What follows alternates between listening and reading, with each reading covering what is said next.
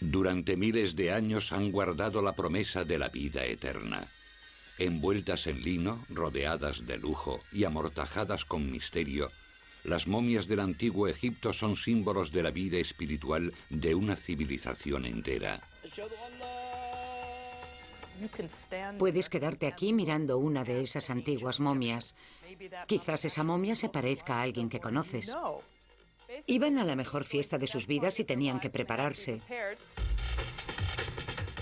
¿Por qué era tan importante estar preparados para la otra vida? ¿Qué procedimientos preservaban sus cuerpos? ¿Qué maldiciones desataban? Y perturbando su descanso, ¿profanábamos nosotros en efecto sus espíritus?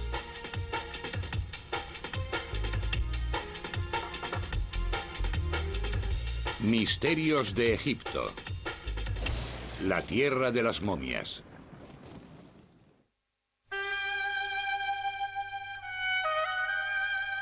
Las momias representan los misterios del antiguo Egipto. Durante siglos han sido reverenciadas, robadas, saqueadas, trasladadas, exhibidas y analizadas con rayos X, demasiado para un descanso eterno. Las momias han fascinado a Occidente durante mucho tiempo. Hemos visto cómo el interés por ellas aumentaba desde el siglo XIX. 2 siglos después, las momias, las tumbas y las pirámides atrajeron a visitantes de todo el mundo. Pero a pesar de su accesibilidad, estas momias escondían muchos secretos en sus tumbas. Desvelar los misterios de las momias requiere un viaje al Egipto tal y como era hace 5000 años, una tierra de grandes contrastes. Las ricas y prósperas tierras de las orillas del río Nilo contrastan con los vientos del desierto. Los reyes egipcios, llamados faraones, disfrutaban de una riqueza y un poder inimaginables. El rey es importante, muy importante. Mucho más de lo que cualquier noble podría serlo nunca, ni siquiera aspirar a serlo. Tenemos informes muy interesantes donde se refleja que un oficial está muy orgulloso porque se le permite besar el pie del rey en lugar de besar la tierra.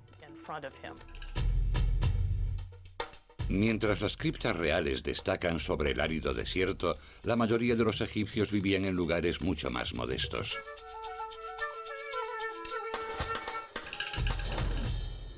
Eran principalmente agricultores y pescadores. Se levantaban por la mañana, salían a arar y después a recolectar sus tierras. Educaban a sus hijos principalmente para que siguiesen sus pasos. La vida era dura y la muerte, el paraíso.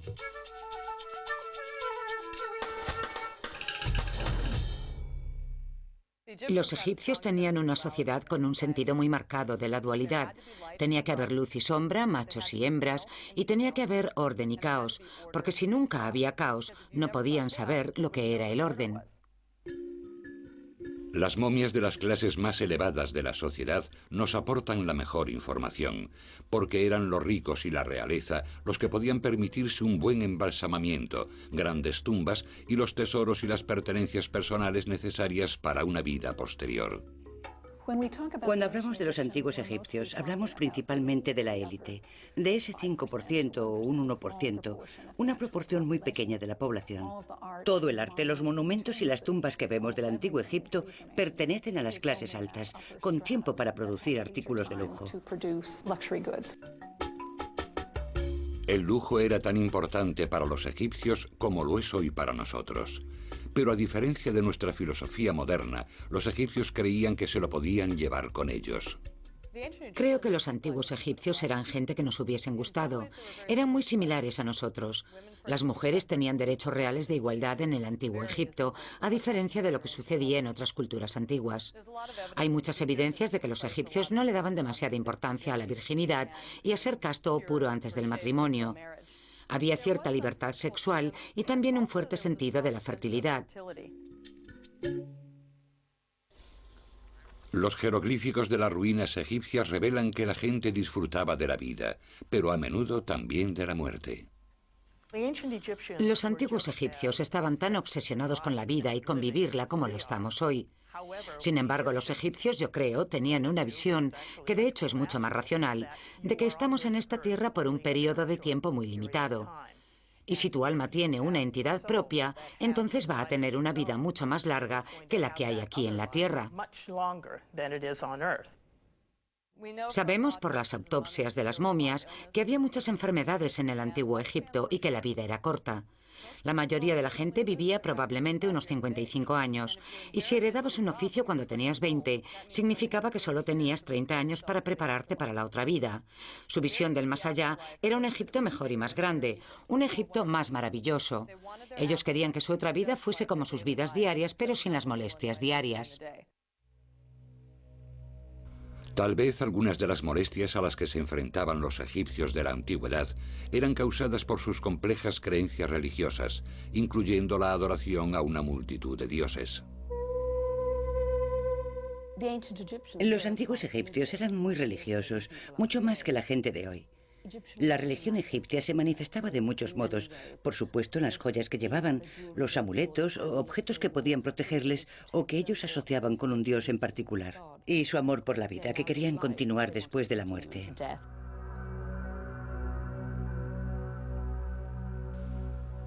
Lo mismo que Egipto estaba gobernado por el faraón, la otra vida estaba gobernada por el dios Osiris, cuya vida rivalizaba con cualquier comedia de intriga y erotismo.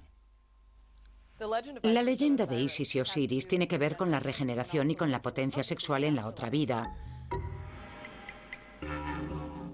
Osiris y su hermano Set no duraron mucho. Set era un dios de caos y desorden, y finalmente Set eliminó a Osiris, y después de matarlo esparció sus restos por los 4 puntos de la tierra. Isis era una esposa muy hacendosa, y cruzando la tierra reunió todas las piezas de su esposo Osiris. Según la tradición de la religión egipcia, inventó la momificación. Juntó todas las piezas del cuerpo de Osiris otra vez, las ató con lino y después, digamos que mágicamente, lo revivió.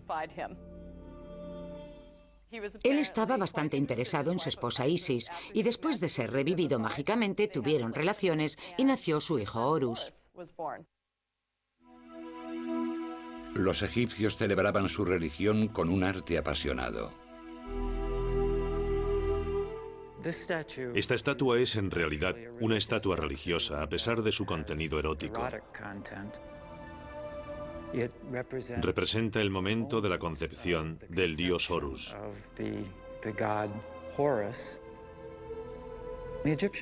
Los egipcios creían que ellos literalmente revivirían en la tierra de los muertos, y por eso guardaban estatuas como esta en sus tumbas, para asegurarse de que podrían revivir en el otro mundo.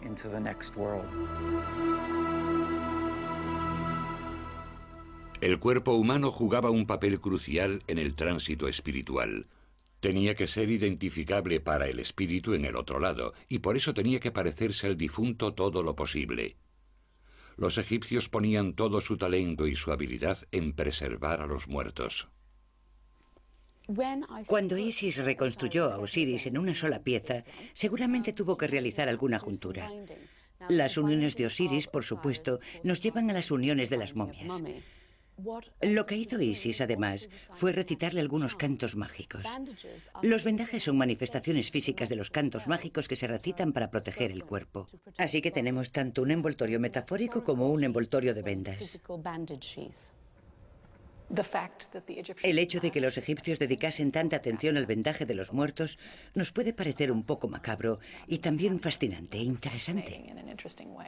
Recuerdo que solía mirar todas esas fotografías de las momias metidas en grandes calderas, con personas alrededor trabajando con una especie de palillos, pero hoy el proceso de momificación es en realidad un proceso de desecación. La gente solía ser enterrada en el desierto, en la arena, y la arena está tan seca que de forma natural secaba los cuerpos. Ellos intentaban imitar el proceso porque se dieron cuenta de que en cuanto comenzaban a enterrar a la gente en tumbas de piedra, se pudrían, lo que por supuesto no era en absoluto el objetivo. La momificación comenzó imitando lo que ocurría de forma natural en el desierto.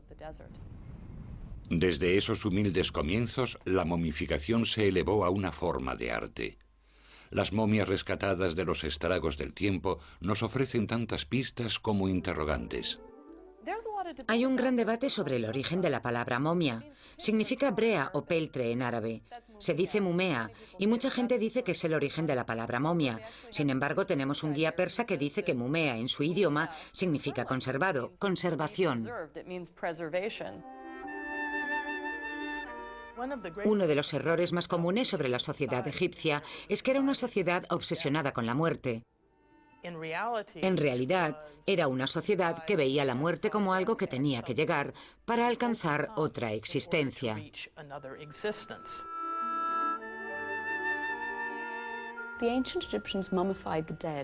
Querían que el cuerpo fuese habitado por su espíritu en la otra vida. La idea era que el yo completo era muy importante para la vida en el otro mundo. Por eso intentaban preservarlo lo mejor posible, cometer los menores errores. Así uno podría aparecer con la mejor apariencia en la eternidad. Los intentos de momificación surgieron en torno al 3500 a.C., un tiempo en el que gobernaban faraones de la primera dinastía. En principio, este elaborado y caro procedimiento estaba reservado a la realeza, aunque en años posteriores la puerta a la vida eterna se abrió a todos aquellos que pudiesen pagarse el viaje. El proceso evolucionó y cambió durante 3500 años y curiosamente desapareció. Los antiguos egipcios momificaron a la gente de muy diversas formas. Pero hay una forma clásica de momificación que se dio durante la 18ª dinastía.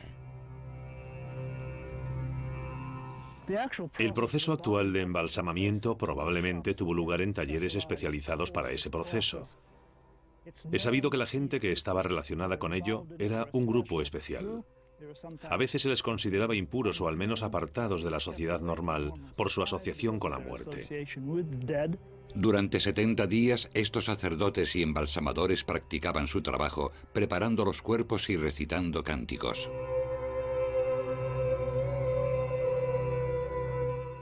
Este señor vivía en el antiguo Egipto hace al menos 2600 años. Cuando lo embalsamaron, lo trajeron a la casa de la momificación y allí lavaron su cuerpo. Lo primero que hacían los egipcios cuando llegaba un cadáver era quitarle el cerebro. Lo hacían a través de la nariz. Le daban un golpe en el tabique y retiraban el hueso. Después, con una especie de gancho de crochet, pero mucho más flexible, retiraban el cerebro. El sacerdote escribano marcaba una línea de unos 10 centímetros de largo sobre el abdomen. Lo hacía con tinta. Después otro sacerdote llegaba con una navaja de piedra. Era el cirujano y era el que hacía la incisión de 10 centímetros en el abdomen.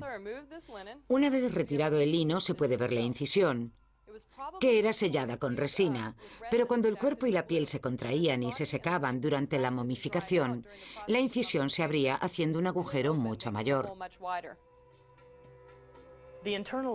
Los órganos internos tenían que ser retirados porque es la parte del cuerpo en la que empieza la putrefacción. Por eso, todas las vísceras, los órganos internos de la cavidad torácica y abdominal se retiraban.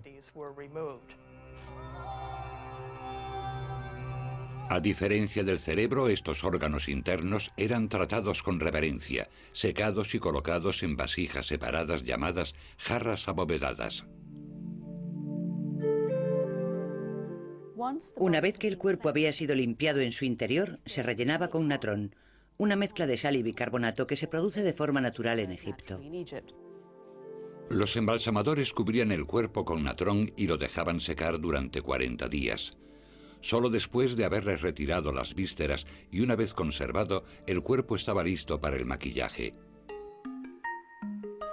Como los funerarios de hoy, los embalsamadores egipcios hacían un enorme trabajo para conservar la apariencia, incluso endurecían el rostro para mantener su forma. Tenemos aquí a esta señora bastante mayor que tenía escaras, algo realmente serio. Los embalsamadores decidieron que no podía ir a la eternidad con escaras, por eso cortaron trozos de piel de gacela y se las cosieron en la espalda. Ya no quedan muchos restos del maquillaje de este caballero, pero seguramente tenía las cejas pintadas. El famoso maquillaje egipcio se ha eliminado en varias partes. Probablemente le aplicaron henna de color rojo y barra de labios también. Sus uñas estaban pintadas de henna para asegurarse de que iba bien arreglado a la otra vida. A veces les aplicaban extensiones de pelo y tupés a los hombres. Lo necesario para tener un aspecto perfecto en la otra vida. Aspiraban a aparentar siempre 20 años. El proceso de vendaje de una momia podía llevar unas 2 semanas. El vendaje de las momias se hacía con mucho cuidado. Cada dedo era vendado por separado, después la mano entera y después vendaban el brazo. A veces encontramos vendajes con inscripciones que se hacían como protección extra para la momia. Los egiptólogos han descubierto algunas momias envueltas en más de 1000 metros cuadrados de lino, un artículo muy valioso que utilizaban como moneda de cambio.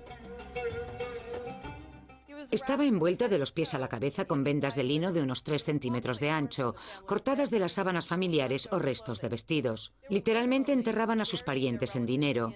A menudo podemos conocer la riqueza de la familia y cuánto querían a su pariente por la cantidad de lino utilizada en su cuerpo. Medallones sagrados y amuletos, a veces más de 100, eran colocados con cuidado entre las envolturas y los bendecían. Finalmente, los embalsamadores le colocaban al difunto una máscara para poderlo identificar en la otra vida. En los periodos de riqueza de la historia egipcia, como en el caso del rey Tut, esas máscaras eran de oro con piedras preciosas incrustadas. Pero como han descubierto los investigadores modernos, las apariencias engañan. Cuando se trataba de embalsamar al rey, obviamente se ponía mucho cuidado en todo lo que rodeaba al elaborado ritual. Cuanto más bajamos en la escala social, podríamos decir que hay más carencias o que los embalsamadores eran menos profesionales. Hemos encontrado individuos vendados con huesos adicionales e individuos cuyos huesos se habían perdido. Tenemos que recordar que cuando una persona o una familia recogía de nuevo el cuerpo, recogía una pieza vendada y no abrían los vendajes para ver lo que allí había.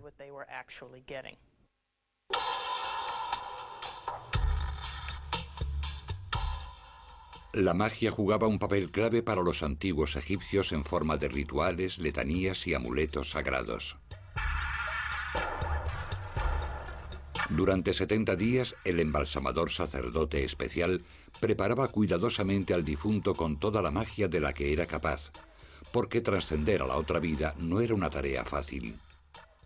Los egipcios creían que después de morir había un tiempo en el que tenían que caminar por un duro sendero, donde había puertas que había que traspasar, guardadas por un pequeño demonio que les hacía preguntas o realizar alguna tarea. Las pruebas y tribulaciones que aguardaban a los muertos merecían la pena, porque el destino final era espectacular. Si alguien podía superar con éxito a los espíritus del mal, una transformación espiritual grandiosa y misteriosa tendría lugar.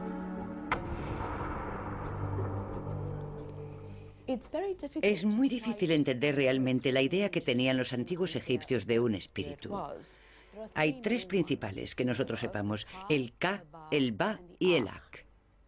Se supone que el Ka es como tu doble, y todos nacemos con este doble. El Ba surge cuando morimos y se representa como un pájaro con cabeza humana. El Ba puede revolotear por ahí y puede hacer diversas funciones. Y el último espíritu y el más complejo es el Ak.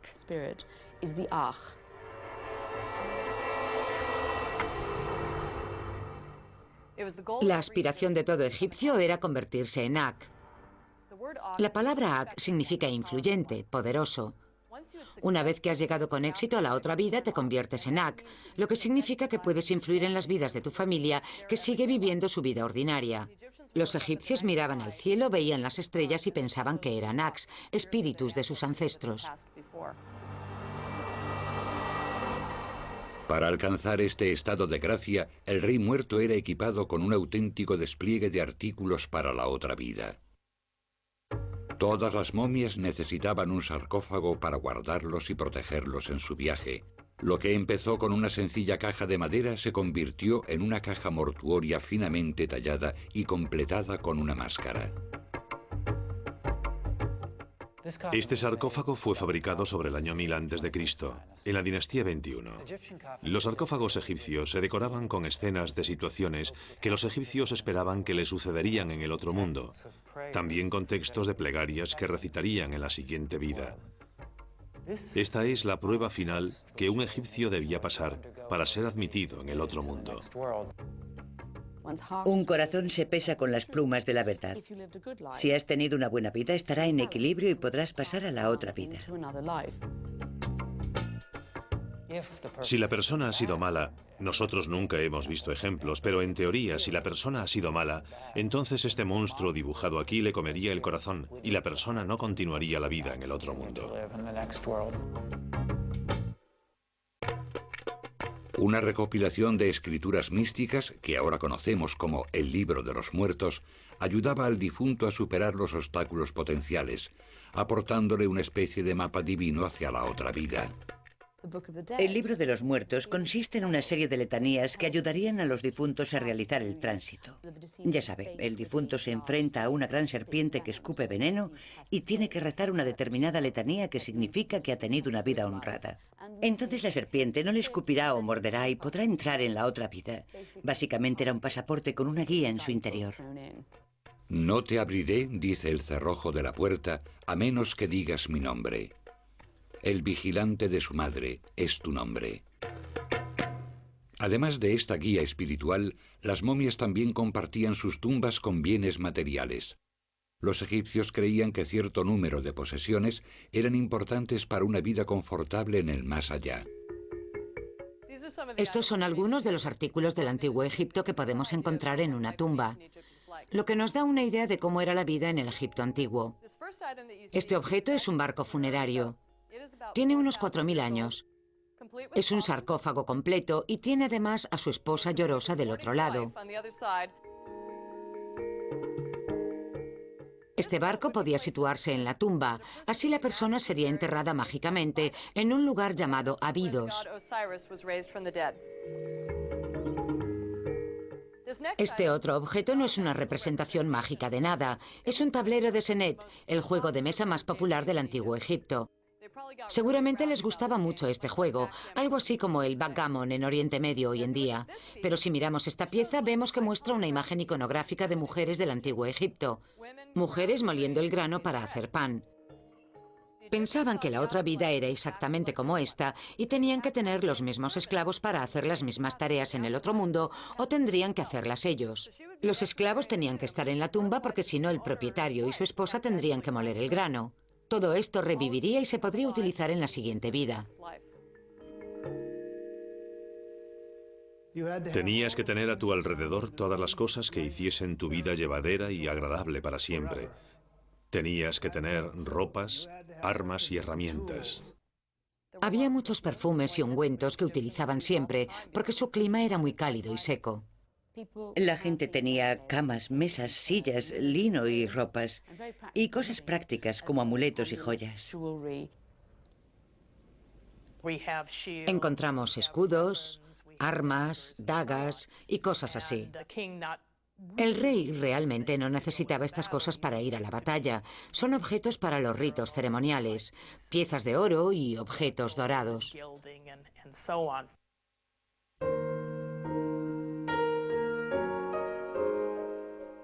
Con las ceremonias sagradas y los rituales mágicos, la momia había sido transformada. Lo que una vez fue un humano, ahora era una imagen sagrada, envuelta con cuidado y preparada para los dioses. Finalmente, después de más de 2 meses desde su muerte, la momia podría por fin descansar. Las momias de la realeza recibían ceremonias especiales. Todos los dirigentes del nuevo reino, con la excepción de uno, fueron enterrados en Tebas, la mayoría en el Valle de los Reyes. Después sus cuerpos tenían que ser transportados por el río hacia Tebas, lo que es una gran distancia. Para los antiguos egipcios el ceremonial de la muerte no era un simple trámite, era una larga y compleja ceremonia. Evidentemente, los funerales de la realeza eran mucho más fastuosos que los de los nobles o agricultores. Lo que sabemos sobre los funerales proviene de las paredes de las tumbas y también de las descripciones del proceso funerario en sí mismo. El cuerpo se exponía y formaba parte de una procesión funeraria que consistía en que el cuerpo, varios sacerdotes, plañideras, ya fuesen pagadas o miembros de la familia, y todos sus artículos se introducían en la tumba. Podemos imaginar un gran cortejo funerario con gente que se lamentaba y lloraba. La procesión podía incluir arrastrar a la momia en un podio tirado por ganado. Los sacerdotes que la oficiaban hacían ofrendas, recitaban letanías y congregaban a la multitud alrededor de la entrada de la tumba. Fuera de la cripta, los vivos celebraban una fiesta final en honor de la momia. Después, todos los platos eran enterrados como ritual con todos los restos del proceso de momificación. Los egipcios habían hecho todo lo posible para enviar a su rey a un mundo mejor. Después de una ceremonia final, la momia permanecía en sus aposentos. La ceremonia de la apertura de la boca es lo que ha inspirado todas esas películas de momias de Hollywood. Pero para los antiguos egipcios no era revivir un cadáver, cosa que extrañaba a los arqueólogos, sino revivir los sentidos de un muerto para poder recibir ofrendas y vivir otra vez en la otra vida.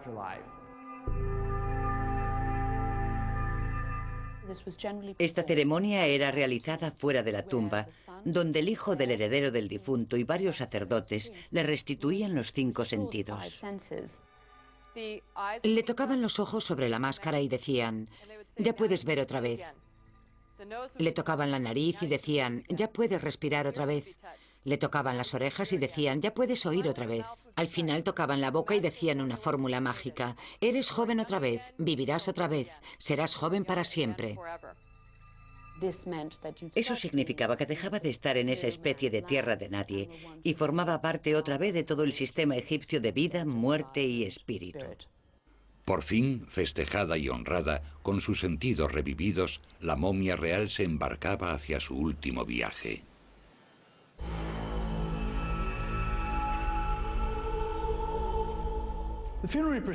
La procesión funeraria traía el cuerpo del rey hasta la tumba, acompañado por varios sacerdotes de diferentes clases que recitarían los cánticos adecuados para asegurar que el rey disfrutaría de la otra vida entre los dioses.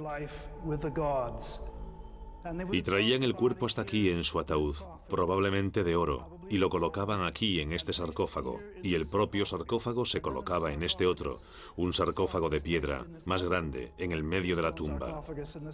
Aquí en el punto focal, con todas las escrituras místicas y la imaginería que decoraba las paredes. Se cerraban las puertas y los reyes partían hacia la eternidad. Al menos hasta que llegasen los próximos saqueadores de tumbas.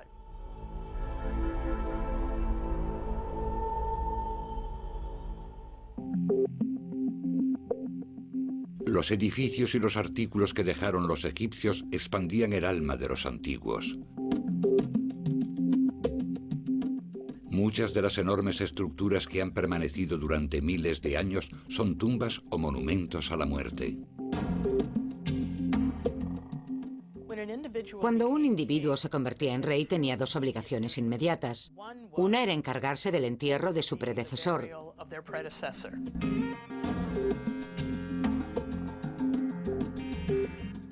La otra, por supuesto, comenzar a planear su propia tumba con los ojos puestos en el futuro. Los egipcios creían que sus tumbas eran muy importantes porque el lugar donde vivían durante su vida duraba un corto periodo, pero la tumba duraba toda la eternidad. Por esa razón invertían, si tenían dinero, la mayor parte de su riqueza restante en construir estas tumbas y en decorarlas. Adquirían sarcófagos caros como estos de aquí. Estos objetos eran un símbolo de alto estatus, algo así como mi tumba es más grande que la tuya.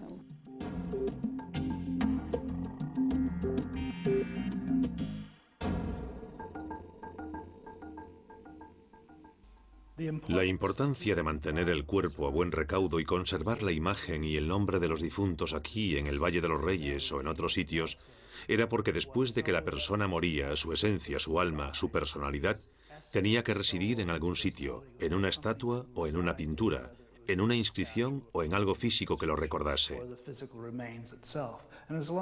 Y en la medida en que fuese preservada, la vida eterna estaba garantizada. Pero si eran destruidos, entonces la persona moriría por segunda vez y no regresaría de esa aniquilación.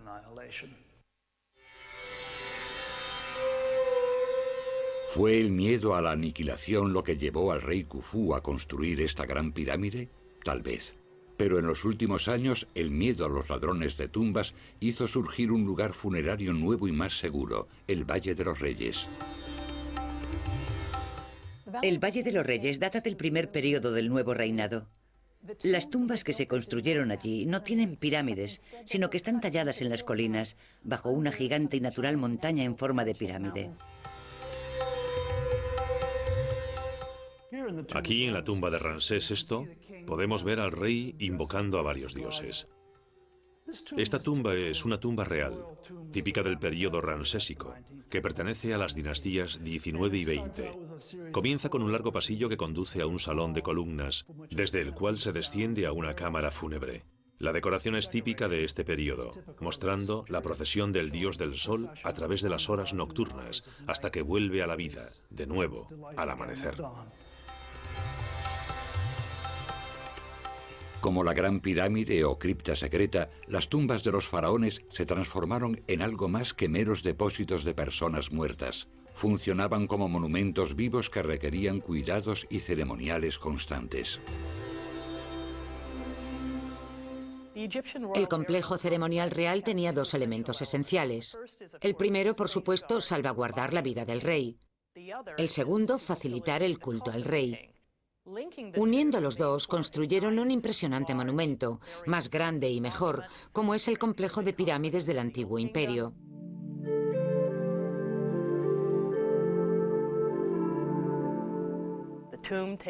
La tumba tiene forma de casa, y lo más importante es proteger al difunto y sus ofrendas alimenticias, sus libaciones y todo eso.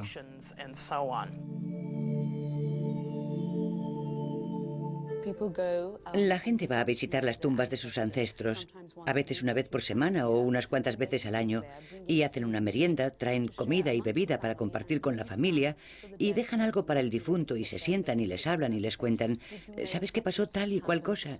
Es una buena forma de incluir en tu presente a alguien que ha muerto.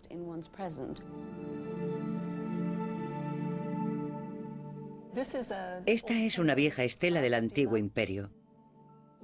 Probablemente estaba a un lado de la tumba o posiblemente a un lado de la puerta falsa delante de la cual la gente dejaba sus ofrendas. Muestra las cosas que la gente quería tener en la otra vida, como pintura para los ojos. Porque los egipcios, hombres y mujeres, se pintaban los ojos. Querían pintura negra y pintura verde. Querían que se les ofrendaran los 7 aceites sagrados. Querían 1000 rebanadas de pan, 1000 jarras de cerveza, 1000 jarras de alabastro y 1000 gansos. Pero en lugar de dárselo al difunto, algunos egipcios se lo quedaban. Después de todo el tiempo y esfuerzo de la momificación y el entierro, los ladrones saquearon y robaron estas supuestas tumbas sagradas. No es un misterio el por qué las pirámides fueron saqueadas. Les hubiese sido más fácil poner un letrero diciendo: hay un gran botín aquí dentro, mejor que construir una pirámide. Eso atrae a los ladrones. Ladrones de tumbas, ¿qué podríamos decir? Es la segunda o tercera profesión más antigua del mundo. Ya se practicaba en tiempos predinásticos y, por supuesto, la gente que entraba en esas tumbas se encontraba con gente disecada, pero personas posiblemente reconocibles.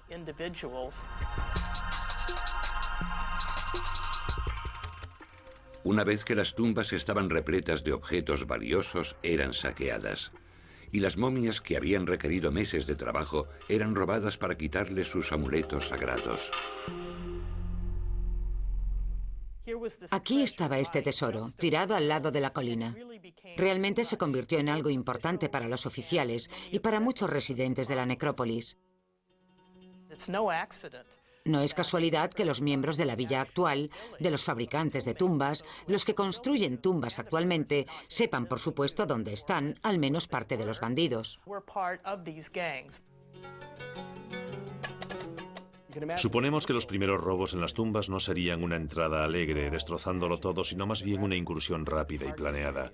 Entrarían en la tumba con un tiempo limitado porque hay seguridad fuera.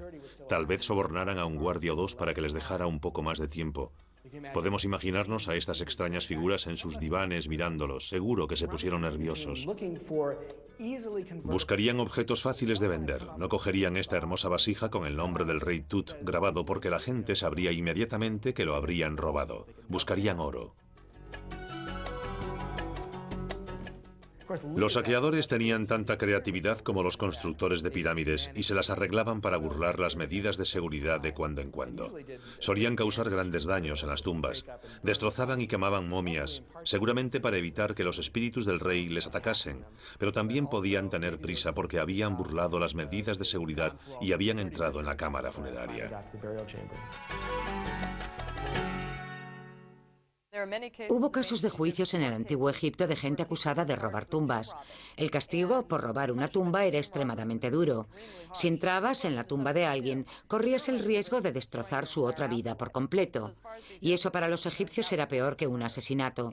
Los ladrones de tumbas eran empalados. Los sentaban en un palo rígido hasta que morían. Eso es bastante malo. Esta gente fue castigada con los 5 cortes, es decir, les cortaron las orejas, la nariz, la boca y a veces les sacaban los ojos. Los empalaban y retiraban sus nombres de todos los textos para que no pudieran existir nunca, nunca más. Un intento por proteger a los muertos de la gran oleada de robos de tumbas surgió a finales del Nuevo Imperio, cuando muchas momias reales fueron reenterradas en criptas en el Valle de los Reyes. Aún así, linajes enteros de momias permanecieron juntas hasta ser descubiertas en el siglo XIX por otra generación de saqueadores. Una vez que apareció el turismo, especialmente en 1800, los ladrones de tumbas se dieron cuenta de que podían vender algo más que oro y joyas, porque a la gente le gustaba el arte de las tumbas.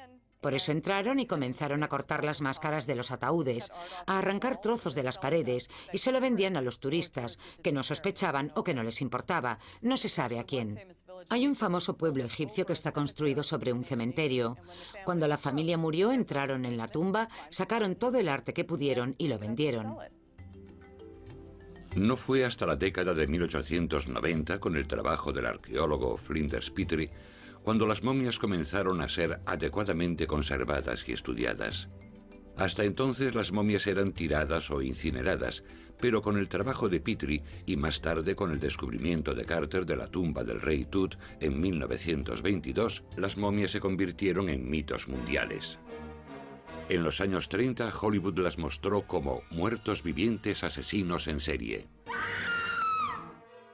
Resurrección. Los principios religiosos de Oriente eran muy férreos cuando se filmaron esas películas de momias, y creo que lo recogieron y crearon ese maravilloso mito de las momias, que sin embargo estaba alejado de la realidad. A pesar de esos monstruosos mitos, o quizás a causa de ellos, los visitantes acudían en masa a Egipto en busca de la verdad. El año pasado acudieron más de 500.000 de turistas para escalar las pirámides, bajar por el Nilo en Falúa y, por supuesto, alucinar ante las momias. Encerrados ahora en cajas climatizadas, despojados de sus reales envolturas, los muertos del antiguo Egipto todavía ejercen una atracción hipnótica. Las momias son un punto de contacto inmediato entre nosotros y los antiguos egipcios.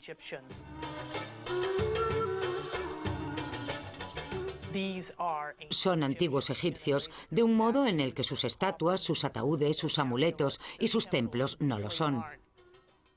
Podemos mirar a estos antiguos egipcios y quizás esa momia se parezca a alguien conocido.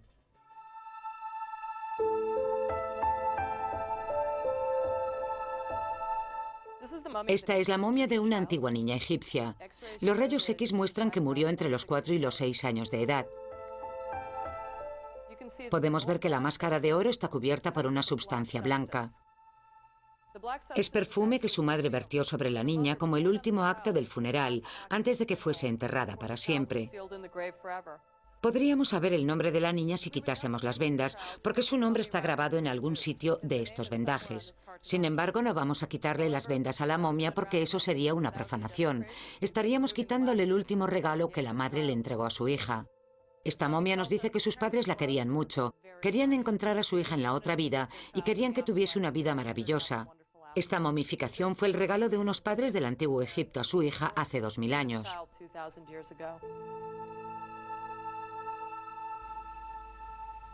Pocas momias han alcanzado tal dignidad. Los ladrones de tumbas saquearon todo tipo de valiosas momias. Otra cantidad incontable fue víctima de una extraña moda medieval. Los médicos desde el siglo XII en adelante tomaban muestras de las momias, las molían y se las daban a la gente como medicamento. Esto sucedía en Europa. Las momias eran como el aceite de serpiente en la Europa medieval. Creían que podía curarlo todo, lo cual es terrorífico teniendo en cuenta los productos que utilizaban para momificar. Mucha gente fue envenenada y se moría a causa del polvo de las momias. Habitualmente la gente cogía cualquier momia. Solo intentaban que tuviese cierta calidad.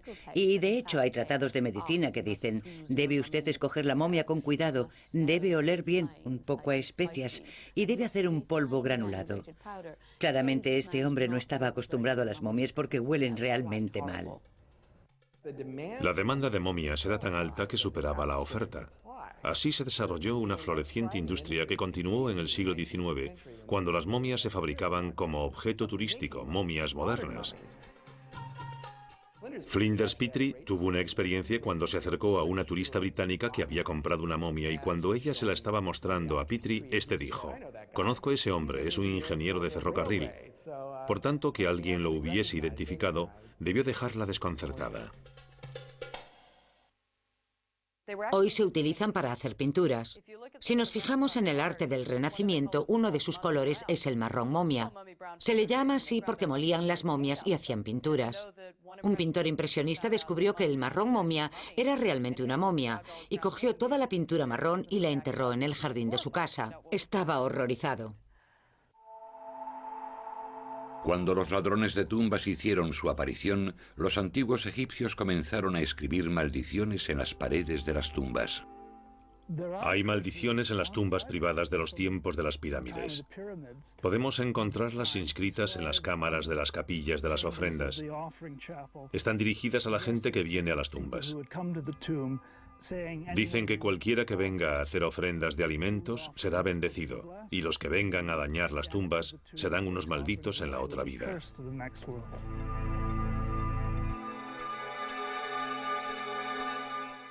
Las maldiciones del antiguo Egipto que encontramos cerca de las tumbas son amenazas de castigos. No eran del tipo voy a salir de aquí y te voy a estrangular. Eran más bien si entras en mi tumba, el rey te cogerá y te castigará. La amenaza de castigo era la amenaza principal en las tumbas del antiguo Egipto. El hombre que abrió la tumba del rey Tut supuestamente cayó víctima de la más famosa maldición de las momias. Pero para algunas de las más misteriosas fatalidades debe haber alguna explicación razonable.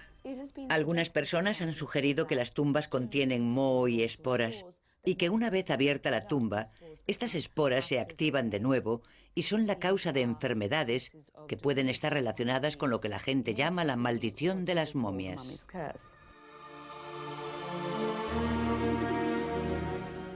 Aún así, el mito de la maldición de las momias se transmitió de generación en generación. Uno era que el Titanic llevaba una momia del Museo Británico que querían quitarse de encima por estar maldita y por eso la embarcaron en el Titanic. Y se hundió. Por supuesto, la verdad es que si investigamos descubrimos que el sarcófago está todavía en el Museo Británico, así que no es verdad. Tal vez la única maldición real de las momias ocurrió en el pasado y fue para aquellos desgraciados que hace cientos de años pensaron que tomar polvo de momia tenía los mismos poderes que la Viagra. ¡Qué combinación tan interesante! Pensar que vas a ser maldecido por utilizar una momia, pero te la tomas como afrodisíaco. ¡Qué maldición!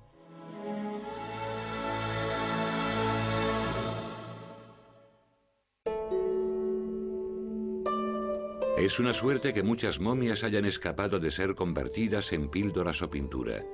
A pesar de su largo silencio, estos ancestrales cuerpos todavía aportan mucha información a los egiptólogos. Las momias que excavamos son una de las fuentes mayores de información de la vida diaria y del tipo de vida que llevaban. La ciencia moderna les permite a los físicos y antropólogos sacar conclusiones sobre el tipo de trabajo que hacían y nos hablan de sus enfermedades. Pero yo creo que lo más interesante son estos hallazgos sobre la musculatura. El tipo de musculatura de la persona muerta nos cuenta la diferencia entre alguien que pasaba su vida moliendo grano y alguien que pasaba su vida corriendo para llevar y traer mensajes para el rey, o alguien que pasaba su vida sentado escribiendo papiros.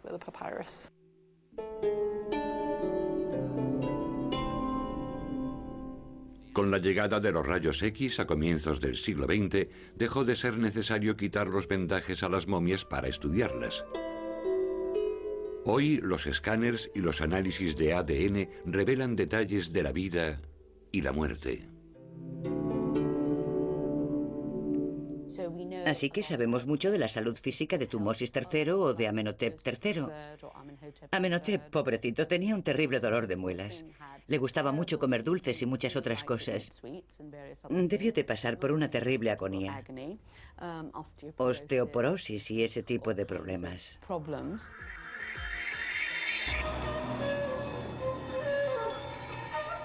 Las mismas momias que revelan tanto de la vida antigua también cuentan mucho sobre las actitudes de la vida actual. Tal vez nuestra constante fascinación por las momias proviene de que los antiguos egipcios, después de todo, conquistaron la muerte. La idea, creo yo, de que los antiguos egipcios eran un gran almacén que contenía conocimientos secretos, idea que los griegos difundieron, nunca nos ha abandonado. La gente siempre está buscando algo más de los valores espirituales que los antiguos egipcios nos pueden aportar. No creo que analizar las momias pudiera ser considerado una violación para los antiguos egipcios. Abrir una tumba podría ser una violación.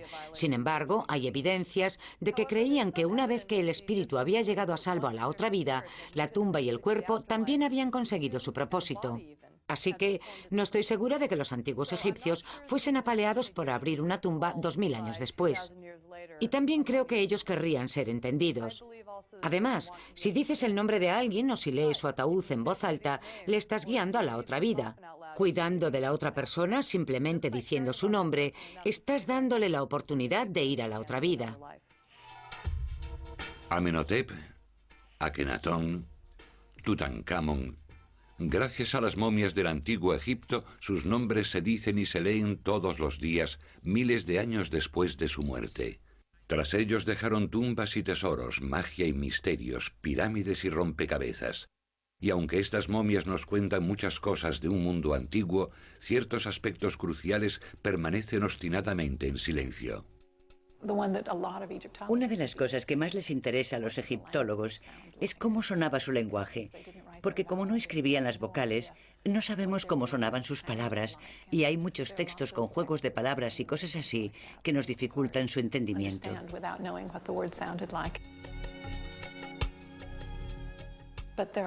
Pero hay muchas preguntas del tipo: ¿a dónde creían que iban? No tenemos respuesta. Hay un maravilloso hechizo en el texto de este ataúd. Dice que el hombre que conozca este hechizo no sufrirá humillaciones en la otra vida y que su cabeza no será cortada como un pastel. Y yo creo que cualquier persona occidental diría: ¿qué?